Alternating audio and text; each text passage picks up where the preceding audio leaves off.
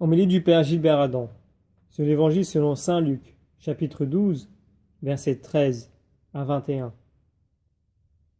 Du milieu de la foule, quelqu'un demanda à Jésus: Maître, dis à mon frère de partager avec moi notre héritage. Jésus lui répondit: Homme, qui donc m'a établi pour être votre juge ou l'arbitre de vos partages? Puis, s'adressant à tous: Gardez-vous bien de toute avidité, car la vie de quelqu'un, même dans l'abondance, ne dépend pas de ce qu'il possède. Jésus raconte cette parabole qui donne à résoudre un différend à propos d'un héritage.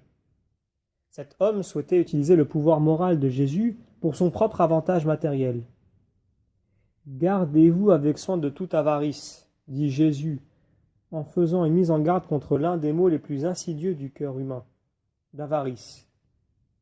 Jésus s'adresse à nous également qui vivons dans une société exhibant les bénéfices que procure la richesse matérielle.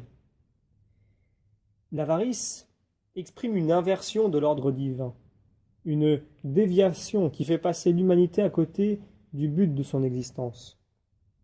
Dieu a créé l'homme afin que celui-ci l'honore et le serve. Notre préoccupation se doit d'être riche de notre relation à Dieu dans la prière, déposant dans son cœur de Dieu mon fardeau. Saint Jean de la Croix dit que les richesses matérielles sont le chemin de l'homme à l'esprit perverti. Mais il y a un autre chemin de l'esprit égaré. Ce sont les soucis des biens spirituels. Nous continuons la lecture de l'Évangile. Et il leur dit cette parabole. Il y avait un homme riche, dont le domaine avait bien rapporté. Il se demandait: que vais-je faire, car je n'ai pas de place pour mettre ma récolte. Puis il se dit: voici ce que je vais faire. Je vais démolir mes greniers. J'en construirai de plus grands et j'y mettrai tout mon blé et tous mes biens. Alors je me dirai à moi-même: te voilà donc avec de nombreux biens à ta disposition pour de nombreuses années. Repose-toi, mange, bois, jouis de l'existence. Ce fermier n'a pas l'intention d'écouler au rabais son produit, mais il préfère attendre le moment propice où il pourra le vendre en tirant un meilleur profit. Le comportement de cet homme semble tout à fait raisonnable. Cette parabole nous présente quelqu'un à qui la chance a souri. De riche qu'il était, Dieu le bénit d'une richesse plus grande encore. Mais rien ne doit être obstacle au chemin de liberté proposé par Jésus, pour partager avec ses frères et rendre grâce à Dieu. En effet, notre seul souci est de se trouver dans le Christ pour marcher vers notre Père, bu par l'Esprit Saint, car Dieu veut que nous marchions tous vers le bonheur. Le Notre Père est une lumière qui éclaire notre route. Que le nom de Dieu soit honoré par l'épanouissement de son amour dans notre cœur. Que la volonté d'amour du Seigneur soit faite. Que son règne de paix, de justice, vienne dans l'Église qu'il a fondée. Que de plus en plus nous bâtissions dans le monde la civilisation de l'amour. Nous terminons la lecture de l'Évangile. Mais Dieu lui dit: tu es fou, cette nuit même on va te redemander ta vie. Et ce que tu auras accumulé, qui l'aura?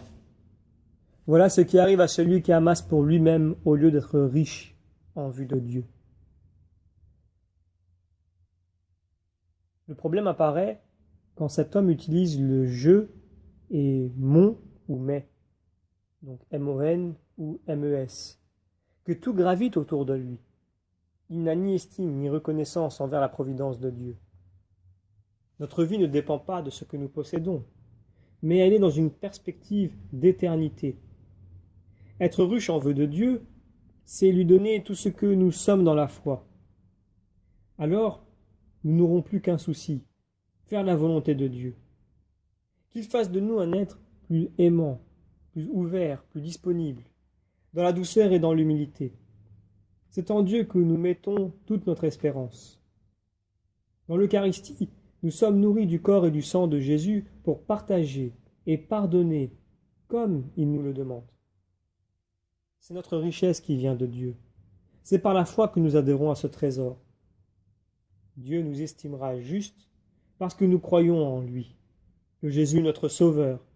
Grâce à lui, nous réaliserons sa sainte volonté.